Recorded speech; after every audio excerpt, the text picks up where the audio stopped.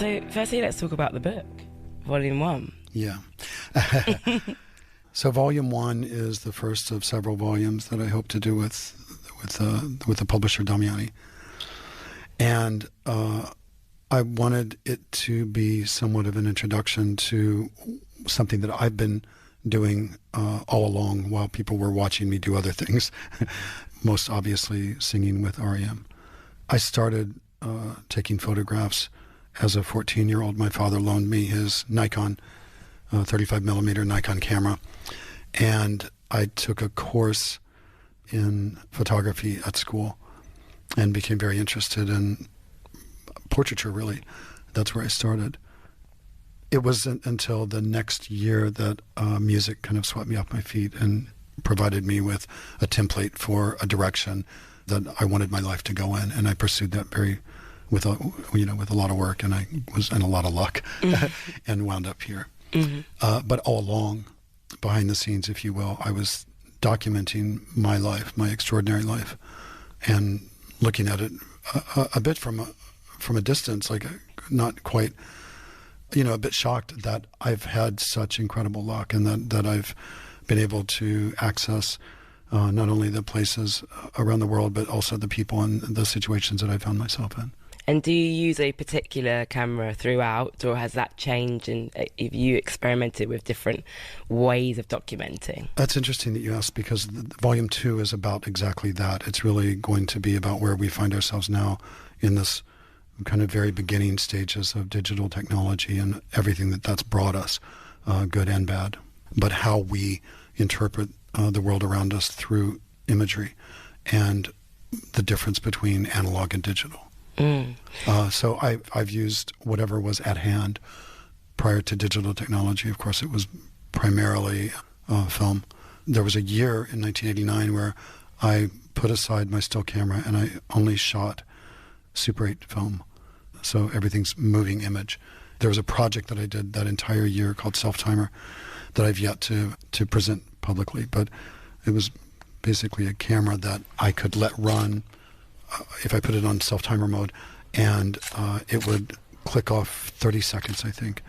And I had one rule, which was that I had to enter frame one time before those 30 seconds were over. So I would put the camera on self-timer, plop it down on a table or a fence or the top of a car or wherever I found myself. And my only rule was that I had to step into frame, or at times my hand would just enter frame. So I'm in the process of going through all that footage and putting it together to create what will be a pretty long film. And it must be overwhelming in some senses to have all of these photographs and to try and curate something out of them. It's a lot.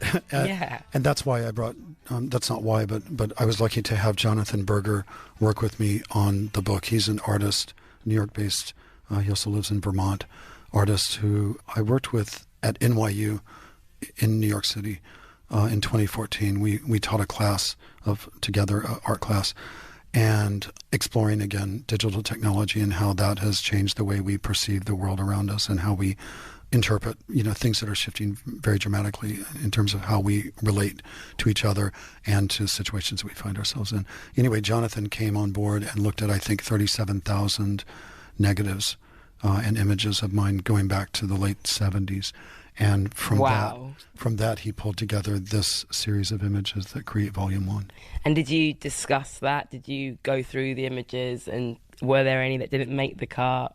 There were very many. There were about 36,950 that didn't make the cut. Yeah.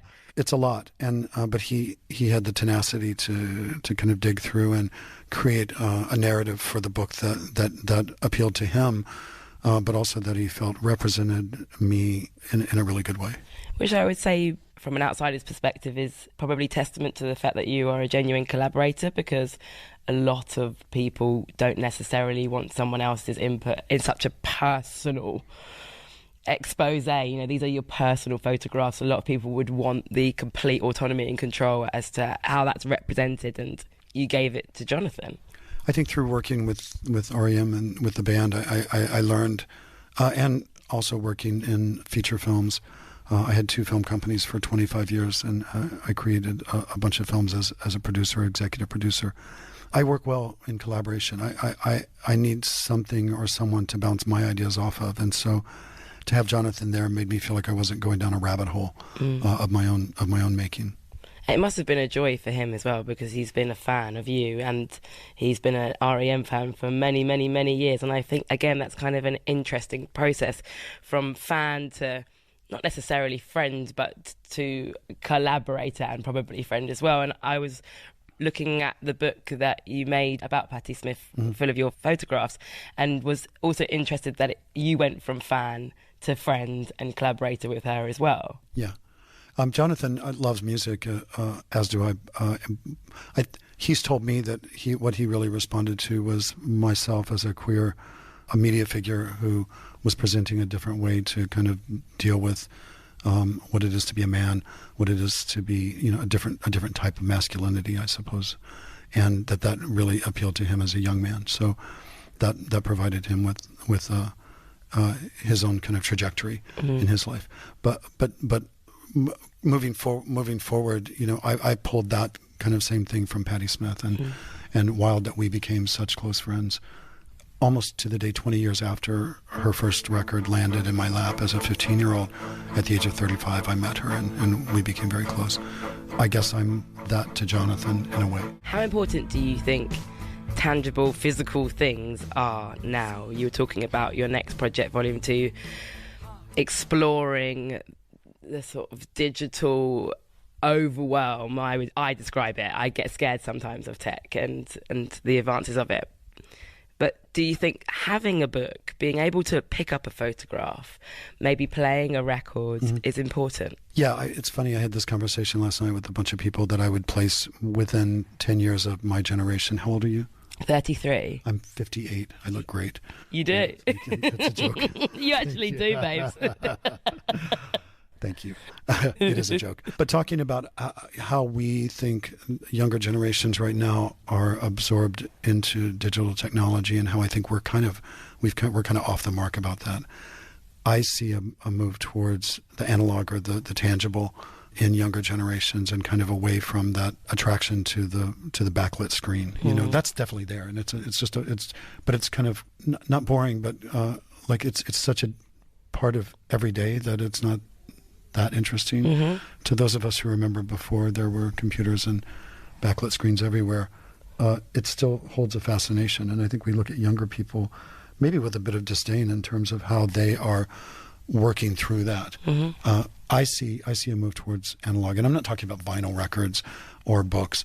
There was a moment in the maybe 10, 12 years ago where I think people were really afraid that books were going away and that everything was going to be digitized and projected or backlit, and books have now kind of come forward again, as have other things. But that's not really what I'm talking about here. I think it's more about finding a balance between the two, and recognizing, actually, as an older person, that we're in this, what I call kind of moire, which is, it's like two screens that when you put them together, it alters our visual perception. I'm a very visual person, which is why photography is so important to me, and imagery is so important to me. I see music more than I hear it, for instance. But I find that right now, in this very early dawning of digital technology, we're in this place where we don't know what we're looking at quite yet, because we still have a memory of what it was before, and we're trying to merge those two and make sense of it. And there are two systems that do not speak to each other very well. It's two very different ways of looking, and that's something that we need to acknowledge in order to really move forward. And you've got a prolific Instagram. Do you enjoy? Not for long. And in fact, this week I'm coming off of Instagram. Really? Yeah, I don't know when this airs, but I'll be off of it by the time this show. And why have you chosen to do that? I read a book. I'm gonna get the title wrong, but it's something like 10 arguments for why you should delete your social media right now. Something like that. It's by this guy who's got bad hair, but he's very smart, and he comes from Silicon Valley kind of digital world, and he makes some really good points. And it's really just about how Twitter, Instagram, Facebook are changing the way we relate to each other and the way we relate to the world. And it doesn't paint a pretty picture. Now, that's not the reason I'm doing it. I'm doing it because I don't like Facebook. I've never liked Facebook. I've never been on Facebook, in fact. But Instagram is owned by Facebook, of course, and I've left them twice before. This time it's for real. I think we deserve better. I think we deserve a platform that acknowledges and respects who we are as individuals and isn't just trolling for advertising bucks or trying to figure out what we will respond to in order to manipulate the choices that we make, either visual or in terms of where we get our news or what we purchase. Ultimately, I think that's what they're going for. It also can really eat up a day, and we just deserve better. I mean, I think something like that is not a bad idea, but someone needs to create a version that's a little more humane. What are you going to be doing with your free time? I'm trying to read again, which is very difficult for me. I'm not a good reader, but I'm trying to read. Actually, just sitting and looking rather than picking up your phone every time you get a little bit bored. There's quality to boredom. There's quality to putting the phone down when you're in the back of the cab and instead just looking out the window and kind of taking in, I looked at London today for the first time in a while on my way here to the ICA, and it was glorious. It was, it's a beautiful day, but it was just great to watch people moving through their day. Is there a good track that we can put in that maybe depicts London for you? Or the UK? What's that track from Trainspotting? Born Slippy. I think that would be good. Big tune. That would be appreciated. I like that song. Do you ever listen to REM songs? Not often. No. From time to time, I'll hear something in my head, and I'll go back and listen to see if I got it right. And I usually enjoy it. Yeah. Have you felt a strain between the push and pull of the commercial success and mainstream of REM, and also quite obviously being a deep thinker and a true artist? For me, they are often two separate things. Is that a struggle? Is that a yin and a yang to experience? There are choices that we made and that I made on behalf of the band that I regret, but that's part and parcel of doing that and accepting the failures with the successes. So there's that.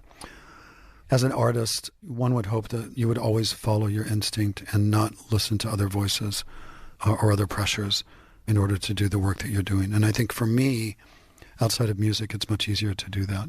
Volume 1 is an example of what I'm capable of when I have a good partner, Jonathan Berger, and a good publisher, Damiani, and they allow me to be instinctual and express myself the way I see fit.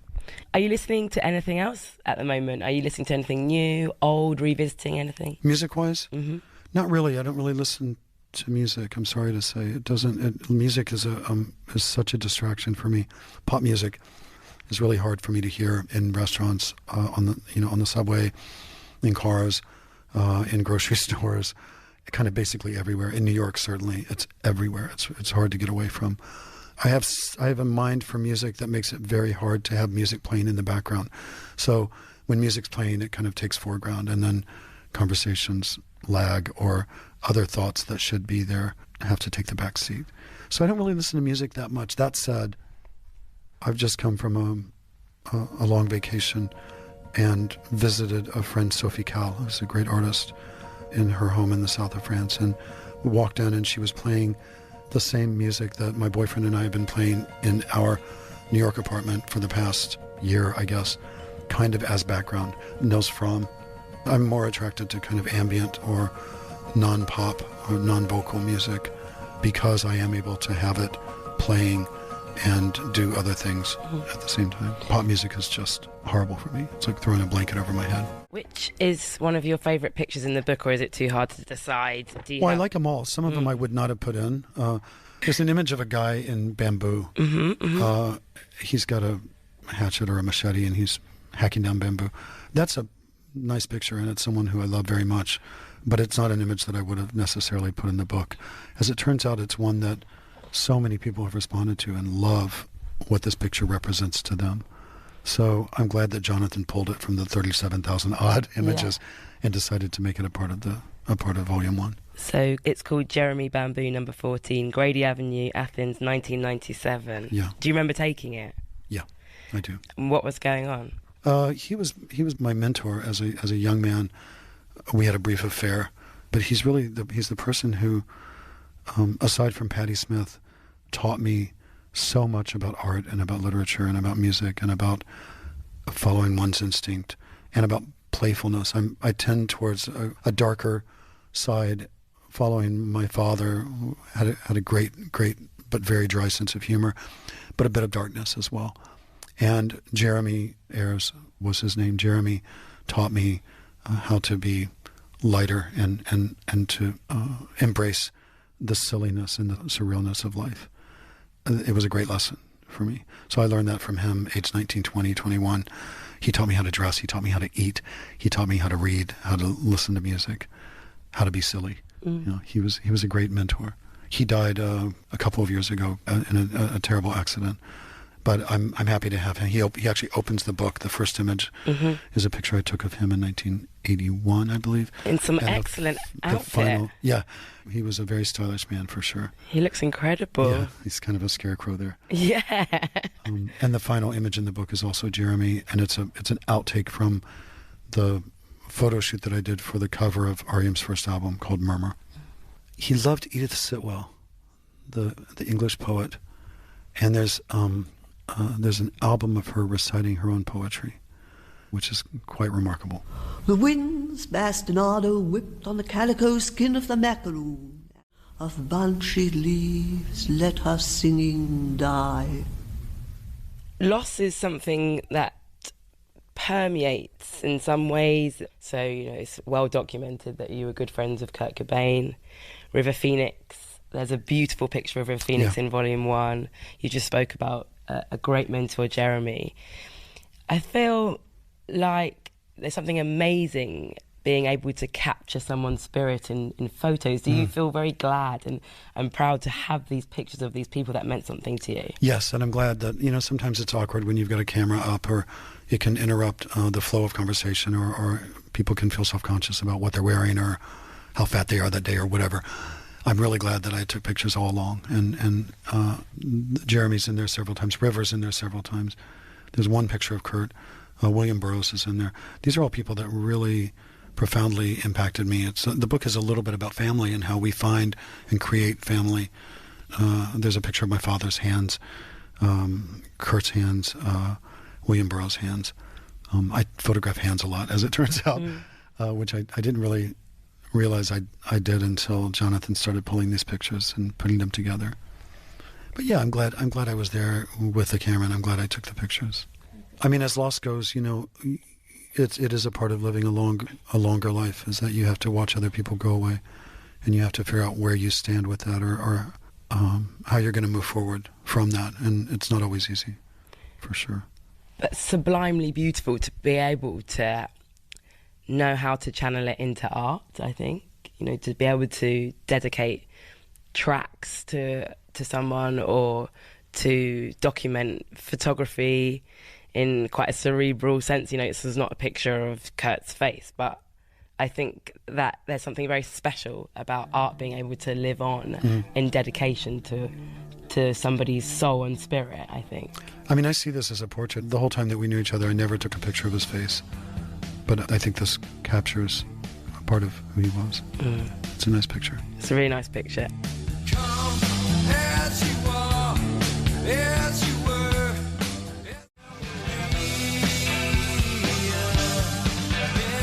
Are rings something important to you? Because I've noticed that you've got an amazing ring. Thank you. You do too, actually. I love rings. It's really wild. I like rings a lot, yeah. Is there a pressure to be a figure of hope, or you seem to have represented like an interesting narrative, as you discussed with Jonathan, when it comes to male mental health and masculinity, not accepting labels in times when people really want labels from you in terms of your sexuality? Right.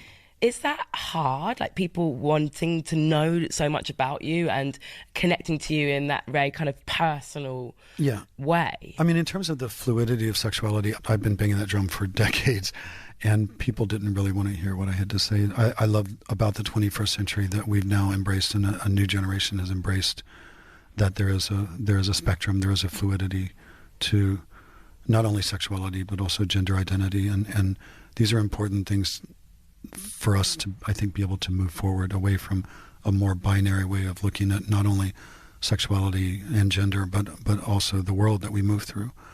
Everything is not either good or evil. We're all bundles of contradiction, each of us, and we all contain, what did Walt Whitman say? Multitudes. Mm-hmm. And the sooner we acknowledge that, the more I think we're going to be able to leap forward into the age of Aquarius, which is where I think we find ourselves now. Mm-hmm. It's the end of the alpha male, but he doesn't go easy.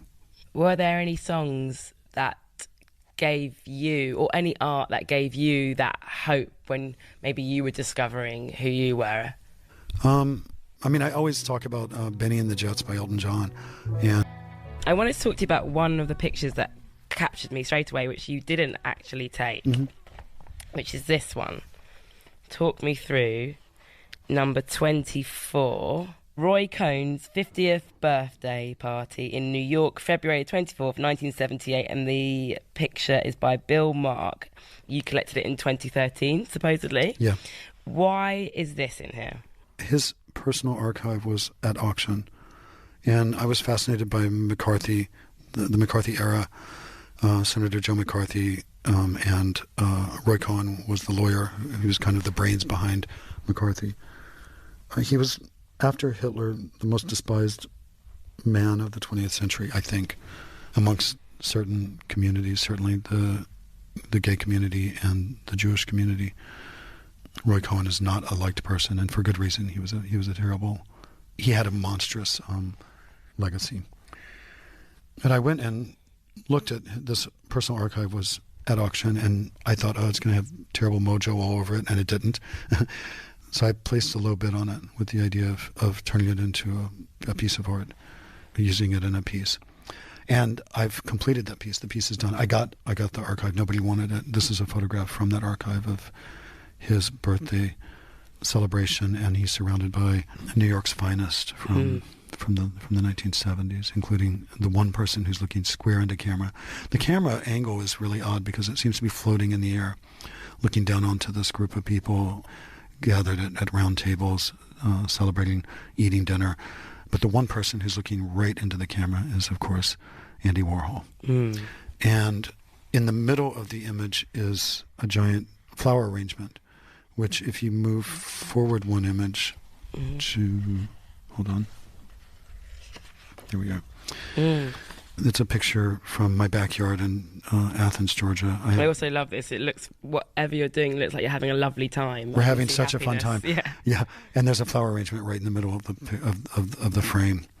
It's my friend Andy Lamaster, who I write music with, who's an amazing musician and producer. Jeremy Ayers, who we spoke of earlier, in the background, and my friend Jennifer Hartley, who's a painter and artist, a great friend.